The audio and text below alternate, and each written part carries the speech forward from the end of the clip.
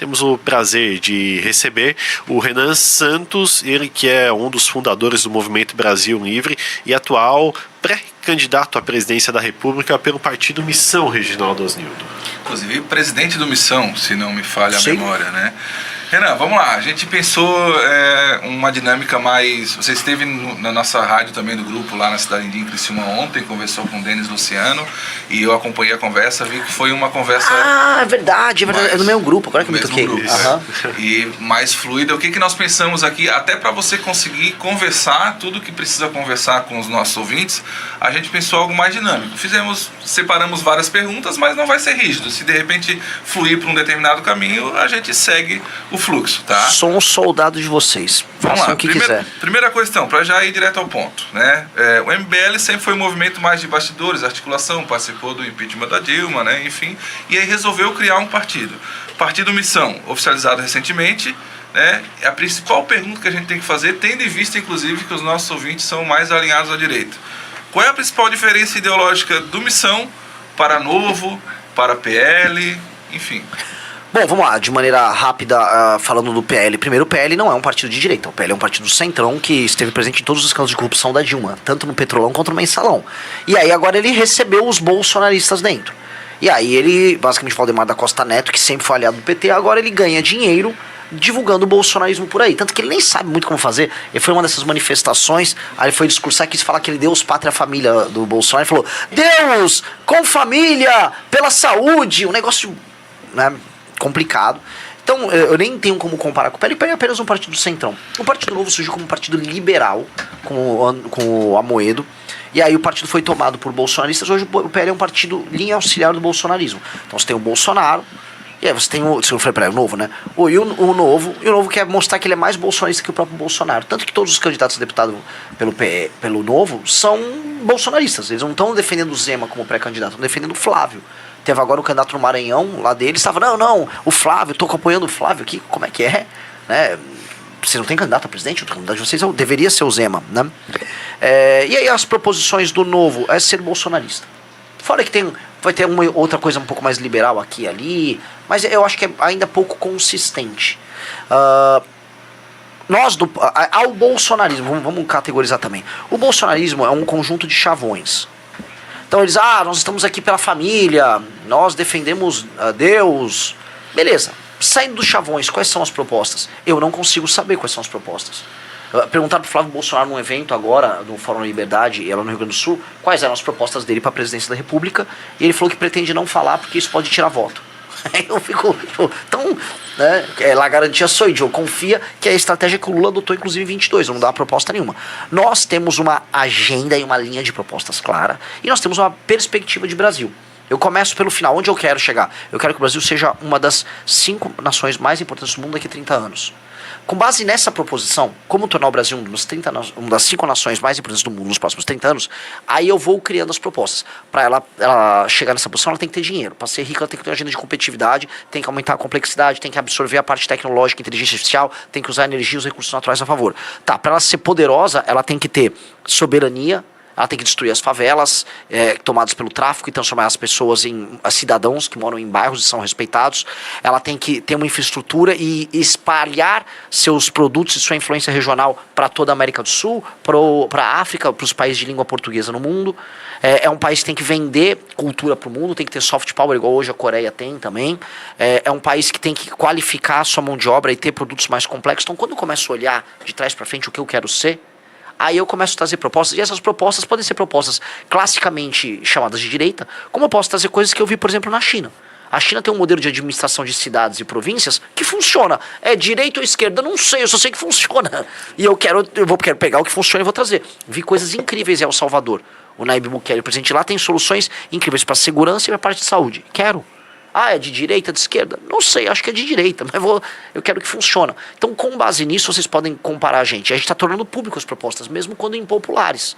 Eu estou falando coisas sobre reforma fiscal que marqueteiros diriam que é impopular.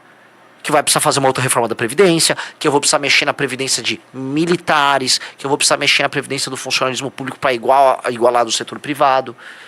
Os outros têm medo de falar, o Flávio não quer falar. Aí eu não tenho nem como comparar. Porque ele só, se for para falar, eu gosto da família, isso é vago. Até o Lula falava. Ah, eu sou a favor do Brasil. Essas coisas, eu não vou ficar falando coisa vazia. Eu preciso falar coisas substantivas. Ó, eu vou fazer tal coisa. Aí eu tô sendo honesto. Hoje, infelizmente, o Brasil se coloca de dois lados. O lado da esquerda, que é Lula, e o lado da direita, que hoje tem a figura do Bolsonaro. O Missão, ele não se encaixa em nenhum dos dois lados. Seria isso? Não, a Missão, classicamente, é um partido de direita. Por quê? Defende lei e ordem, defende a ideia de um Estado nacional, defende a ideia da tradição de uma determinada cultura, de um determinado povo, como base para o crescimento desse povo. A gente não pode ter vergonha da nossa origem. Então a gente é de direita. Dito isso, eu não vou passar pano para os erros do bolsonarismo, e tampouco eu acho que a liderança bolsonarista é uma liderança boa. Eu não vou aceitar isso. Então eu posso ser de direita e não ser bolsonarista. Assim como tem pessoas que podem ser de esquerda e não serem lulistas. É uma questão de coragem.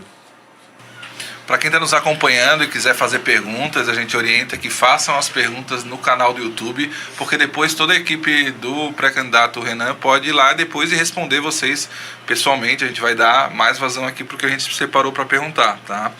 Vamos lá. Você disse recentemente, se eu não me engano, foi na Rádio Itatiaia, que o Missão não vai comprar a guerra do bolsonarismo contra o STF. Por que essa postura mais cautelosa, tendo em vista que aí percepção minha como jornalista, um dos problemas que o Brasil enfrenta hoje é dar muito poder para poucas pessoas? Olha, talvez uma interpretação diferente que você está fazendo. Nós não vamos comprar a briga do bolsonarismo, que é uma briga que envolve Bolsonaro versus STF. Eu vou comprar a briga do Brasil contra o STF. Eu tô convocando manifestações, e já fiz manifestações pedindo não só impeachment de ministros do STF, como prisão deles. Eu estou pedindo a prisão do Alexandre de Moraes e do Dias Toffoli. Por razões meio óbvias, né? Assim, se o Vorcaro termina de delatar, acabou metade do STF. Agora, o que eu não vou fazer é comprar o barato do bolsonarismo, que quer ter a briga particular dele com o STF. O Flávio Bolsonaro, até hoje ele tá na mão do Gilmar Mendes. O Gilmar Mendes que salvou o Flávio Bolsonaro do caso da rachadinha.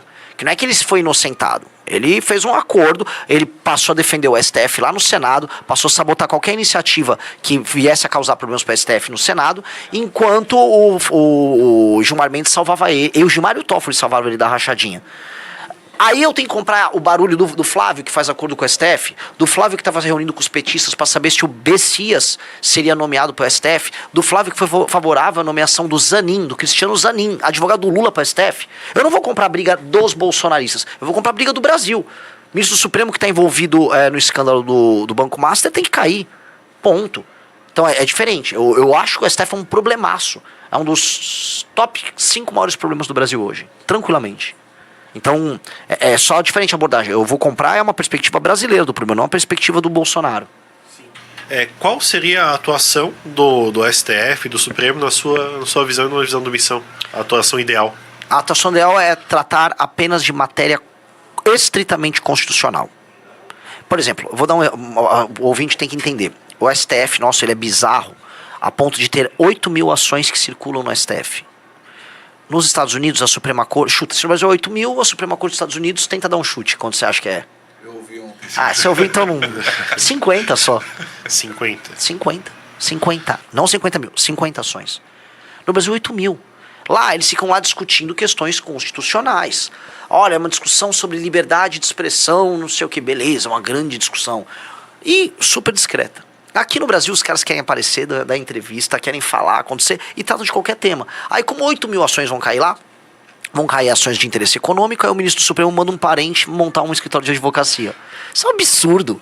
Isso é um absurdo, assim, mega absurdo. Aí eles também querem determinar todos os assuntos, eles querem ser a última instância de todos os processos que importam no Brasil.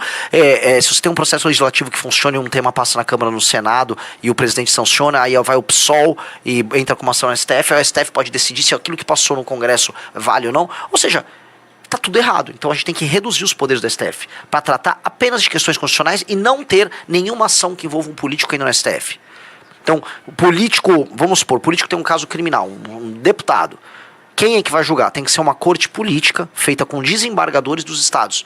Vamos supor, você monta uma corte política com, 48 desembargadores que ficam 2 anos nessa corte política. Que seja, esses caras eles vão por sorteio Você não pode pegar um desembargador de um estado para jogar um deputado ou um senador do estado dele, aí dá um conflito de interesse. E eles têm um mandato de 2 anos só para isso. Aí o STF não fica com uma faca no pescoço dos parlamentares. E aí, se você precisar fazer um impeachment do ministro Supremo, o Senado ou a Câmara vai fazer. Não, desculpa, o Senado vai fazer, porque ele não vai ter medo de ser rechaçado. Hoje, vejam como é que está se comportando o Gilmar Mendes. Ele foi para cima do senador Alessandro Vieira. A Renata Lopretti da Globo entrevistou o Gilmar Mendes ontem sobre a questão dele lá com o Zema, que por causa de um vídeo besta lá do Zema, ele, meu Deus, vai pro negócio das fake news. E aí ela perguntou pra ele o que ele achava disso. Ele falou, mas o Zema se beneficiou muito de decisões do STF. Entendi, então é uma troca de favores? A decisão ela tem que ser neutra. A decisão tem que ser de acordo com a lei. Parece que assim, o Zema foi meu amigo, agora ele não é mais. Ele não... O que é isso? Assim, o Gilmar Mendes tá louco? E eles estão loucos. Vamos lá. A gente está fazendo as perguntas mais diretas e objetivas para também otimizar o tempo. Lógico. Kim Kataguiri, Arthur Duval, né, são peças-chaves no MBL e, consequentemente, no Missão também. E eles têm uma tática que eu não sei se é o termo correto, mas a gente pode chamar de tática do barulho, que é fazer uso do digital para trazer alguns assuntos à tona. Você vem fazendo isso, inclusive, visitando outros estados, né, e trazendo questões que muitas vezes a mídia comum não traz. Essa é uma tática que vai funcionar, você acredita, para sua candidatura em 2026? Como é que você vê esse uso das redes sociais, tendo em vista que você está aqui num veículo tradicional, só que a sua força ela acaba sendo mais com os jovens no digital?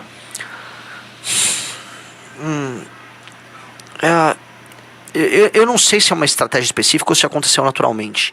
Porque quando eu vim com o plano meu de Brasil, né, eu falei, olha, nós temos cidades e municípios que precisam ser fundidos. Nós temos problemas que são gerados em cidades mal administradas e que a conta disso é pago por lugares mais desenvolvidos e que basicamente são mais produtivos. Então quando eu ia, por exemplo, para o Maranhão, quando eu entrei no interior do Ceará e eu mostrava os problemas desses lugares, eu fazia isso muito pela tese que eu estou vendendo. Só que aí os vídeos começaram a viralizar. No Maranhão estourou num nível que todo mundo no Maranhão estava falando. Eu ia num restaurante, todo mundo no restaurante sabia quem eu era, vinha tirar foto. Então, acabou juntando a fome com a vontade de comer. Eu acabei mostrando pro maranhense a minha tese para como resolver os problemas do Maranhão e, ao mesmo tempo, fiquei conhecido. Acho que isso é bom. O que eu não vou fazer é o espetáculo tosco. Por exemplo, tem aquelas trends, até a Vera fala, Renan, você não vai fazer aqueles vídeos do será que não sei o quê? O pau que rola nas vezes. Eu não vou fazer, eu não entro em trend nenhuma. Eu não faço... às vezes eu só faço umas coisas meio bobas. Todo dia que eu fiquei pulando nos buracos. Mas, por exemplo, eu tava mostrando os buracos lá da estrada que eu tava pegando no Maranhão. Então, eu abro alguma concessão para poder viralizar, mas eu não abro completamente as concessões. Eu tento manter uma linha para quem me acompanha entender que tem um projeto. Porque se entender que é só espetáculo, eu vou ser mais um bobo. E por mais que eu seja um pouco bobo, eu quero ser sério. Renan, mas pelo seu roteiro pelo Brasil, você entende que só as redes sociais não basta para um político ser eleito. Por isso, essa vida aqui em Santa Catarina e em outros estados também, né? Lógico, tanto que assim, eu estou rodando muito rádios, inclusive mídia impressa local. Estou rodando, e eu acho assim, a imprensa existe. A imprensa, especialmente a radiofônica, TV também, é lógico, mas a radiofônica tem um contato com o mundo concreto, o mundo real, que é mais sólido que o das redes sociais. As pessoas têm o hábito de ouvir a rádio, deixa a rádio ligada, sei lá, no quarto ou na sala, enquanto está fazendo outras coisas. E isso é uma maneira de eu me conectar com essas pessoas e de eu também ser querido. As pessoas tiram dúvidas, igual vocês estão fazendo. E aí eu cumpro um papel de ser sabatinado. Porque o que vocês estão fazendo aqui comigo é uma sabatina. E as pessoas podem avaliar se eu sou bom ou ruim. Só eu gravar o vídeo faz com que eu não seja inquirido sobre o meu sistema de valores ou o que eu proponho. Eu só apenas vou fazendo minhas propagandas. Quando eu vou na rádio, cara, eu sou perguntado de maneira objetiva. Eu acho que é melhor para todo mundo. Tem uma coisa que você fala nas suas redes sociais que eu tenho muita curiosidade em entender melhor. Você defende o direito penal do inimigo para faccionados. O que isso significa na prática? E o político que tira da merenda, da saúde, também se enquadraria em termos de quadrilha nesse processo? Ou não? É só para facções e organizações criminosas? Não, eu vou explicar por quê. Não é porque o crime do bandido, ele não é... O crime do político corrupto, ele não é grave. É porque se a gente abre muito o escopo do direito penal do inimigo, ele se torna uma ferramenta perigosa para tudo. Até para perseguição política.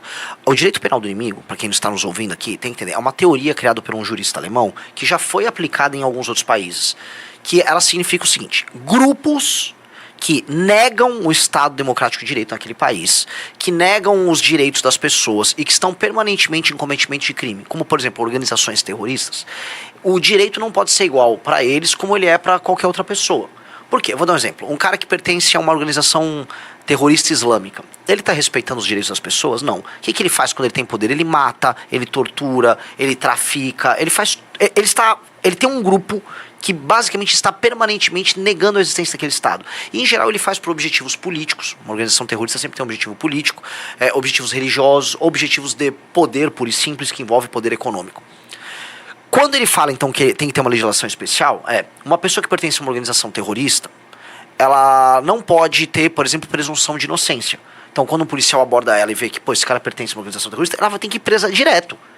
Ela não vai passar por um juiz de garantia, ela não vai poder ter uma progressão de pena quando presa, quando condenada, ela não vai poder ter um habeas corpus. Não, se ela pertence a uma facção, aquela pessoa está em cometimento de crime. O ato de pertencer à facção significa que ela está participando de um crime continuado que nega a existência própria do Estado, ele é um inimigo do Estado.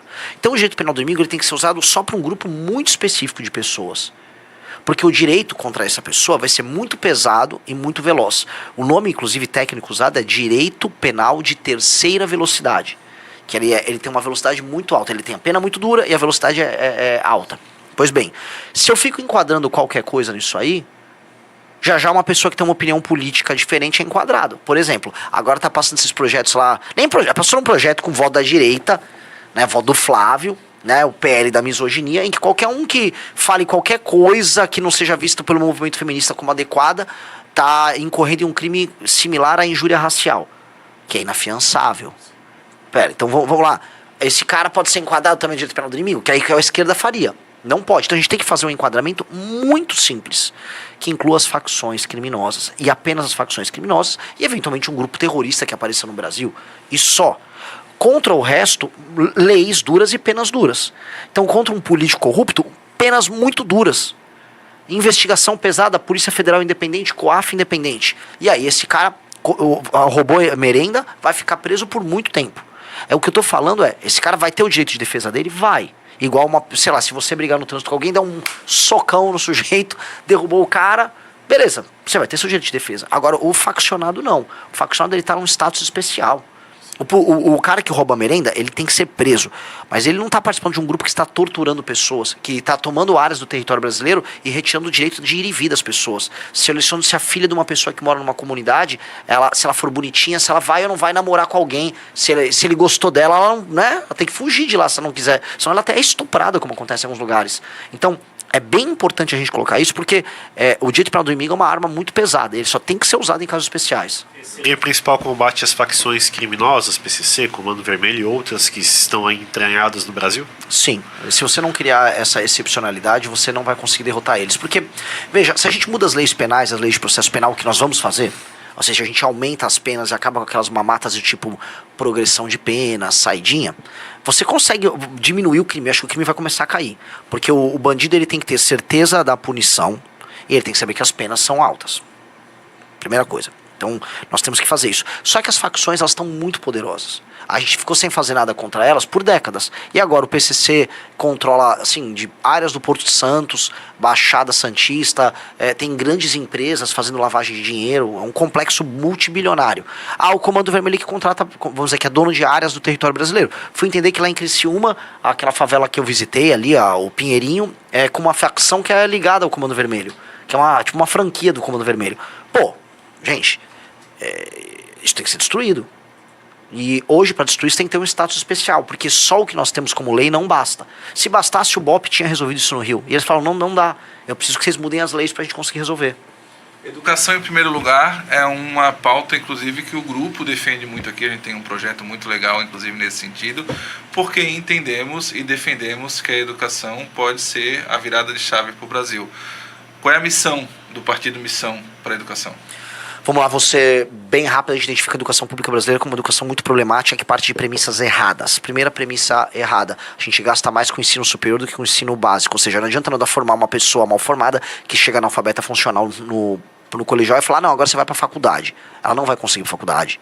2, a gente está alfabetizando as crianças do jeito errado. A gente tem que voltar com o método fônico. Para quem está nos assistindo, o método fônico é aquele método assim: beabá, vá, vé, vi, vovu, babebi, bobu, ivo, viu a uva. A gente vai formando as sílabas e com as sílabas a gente vai formando as palavras. Hoje existem muitos métodos alternativos e esses métodos alternativos não são efetivos e as crianças não saem alfabetizadas da escola. Elas saem mal alfabetizadas. Então a gente vai ter que voltar a alfabetizar direito. Isso quem fez foi o Mississippi nos Estados Unidos. Fez essa política clara de uso do método fônico, política de alfabetização e obrigar até os 12 anos a criança a saber ler, escrever e falar em público de maneira perfeita. Isso melhora o desempenho das crianças para tudo. Ele virou um dos melhores estados dos Estados Unidos em termos de desempenho escolar. Mesma coisa nós vamos fazer. 3, vamos voltar a dar autoridade do professor na sala de aula e acabar com a progressão continuada. A criança vai repetir de ano, sim. E o professor vai poder expulsar o aluno da sala de aula, dar advertência. O professor tem que voltar a ter autoridade. 4, não misturar mais alunos típicos com atípicos. Essa coisa, não, a criança com autismo nível 3 vai estar na sala de aula com outra. Não dá! Aquela criança está numa situação especial, ela tem que ter uma sala especial. Se ela ouve um barulho na parede, tum, tum, tum, ela fica abalada, ela chora, ela grita. Aí o professor fica maluco, os outros alunos podem fazer bullying com ela. É um inferno, tá um inferno. 5, proibir celulares em sala de aula. 6, proibir redes sociais para crianças com menos de 14 anos. 7, prêmios para os diretores de escola e para as escolas que têm o melhor desempenho em provas objetivas e com avaliação de desempenho. 6 ou 7, agora esqueci qual estava o número. 7, 8, desesperadamente, prêmios para as famílias que têm os seus filhos com melhor desempenho. Então, se um filho tem um desempenho escolar medido por prova superior, a família vai ter um prêmio. Sabe por quê? A gente vai fazer as famílias mais humildes darem valor à educação e participar da vida do filho na escola. Porque muitas famílias humildes no Brasil não veem a educação como um valor. Não veem. Nos lugares mais pobres, as pessoas veem a educação, por vezes, como um lugar em que você taca o teu filho para comer merenda. É um depósito de criança. Por quê? Porque o brasileiro mais humilde, por muito tempo, foi tratado como bicho. E não como cidadão. E aí, quando você é tratado como bicho, você acha que educação é um negócio que você nem merece ter educação. E a gente tem que fazer essas pessoas... Então, eu vou falar, você tem uma família mais humilde, você tem um filho que está tirando uma nota alta na escola, você vai receber um prêmio de R$1.000, R$2.000 no ano. Entendeu? E por último, crianças que estiverem indo muito bem, já no 5ª, 6ª série, você separar essas crianças e você dar uma bolsa nas melhores escolas para que elas possam concorrer em igualdade de condições com crianças de escolas mais ricas, mais caras. Para encerrar, até porque você vai ainda fazer uma gravação com o Ronaldo Santana aí para um conteúdo para a gente colocar na Rádio Monte Carlo em breve. O Brasil tem jeito ou o plano é ir para o aeroporto, como muitos jovens dizem? O Brasil tem jeito, cara. O Brasil é para ser uma das 5 maiores nações do mundo. Eu falo isso com tranquilidade. O Brasil só não será uma das 5 maiores nações do mundo se nós formos covardes, tá? Covardes e não encararmos o nosso futuro. O Brasil tem território gigantesco, igual a Rússia tem, a Índia tem, a China tem, os Estados Unidos tem. O Brasil tem mais de 200 milhões de habitantes, igual todos esses países, menos a Rússia. Mas a Rússia tem mais de 130, 140, por aí. O Brasil ele tem recursos naturais gigantescos, igual esses outros países têm. O Brasil tem um PIB relevante, são em reais 12,7 trilhões de reais de PIB. Ou seja, ele está enquadrado nesse universo das grandes nações do mundo. Só que o Brasil não é visto como uma das grandes nações do mundo. Então, se a gente olha o Brasil como uma grande nação do mundo, ele será um grande lugar para se viver, para construir família, para você construir empresas, para você entender aqui como um polo exportador de cultura para o restante do mundo. Só que a gente não se vê assim, a gente se vê como um lugar podre, reles, que as pessoas chamam de bostil, tomado pelo tráfico, sem ambições. Temos que reativar essa ambição. Se tem ambição, os mais jovens vão construir algo grande. E tudo que um jovem quer construir é o legado dele, é a história dele, ter a aventura de viver. E as pessoas, quando desistem do Brasil e vão fazer isso em outro lugar, elas estão desistindo de um sonho muito grande. E eu quero reentregar esse sonho para o brasileiro. Falta se posicionar do tamanho que o Brasil é. É óbvio. Se você fica imaginando que você vai ser eternamente um coitado, você é um coitado. E a gente tem que pensar, não, a gente não é um coitado. A gente é para ser uma das 5 maiores nações do mundo. A Índia é um país muito mais problemático do Brasil. Sistema de castas, não tinha saneamento básico, população muito pobre, uma população ignorante em muitos termos, uma religião complicada em muita coisa. A Índia nunca aceitou a posição dela de nação pobre. Ela falou, não, nós seremos uma das grandes potências. Todo mundo riu. Estão indo agora para a Lua. Então, estão crescendo, a nação que mais cresce no mundo aí. E aí? A Índia está no jogo. A gente vai ficar de fora? Renan, obrigado pela participação aqui na Rádio Cidade. Você continua aqui no grupo, em outros conteúdos também. Te convida também que as pessoas possam acessar o nosso YouTube, a Rádio Monte Carlo também, onde o Renan vai estar presente, debatendo outros assuntos também. Obrigado, hein? Muito obrigado pela oportunidade, ótimas perguntas e espero que tenham gostado aí. Foi muito legal. Sim, perfeito. Se você gostou desse vídeo, se inscreva no canal Voz Livre. Não se esqueça de ativar as notificações e deixar o like. Te vejo no próximo vídeo.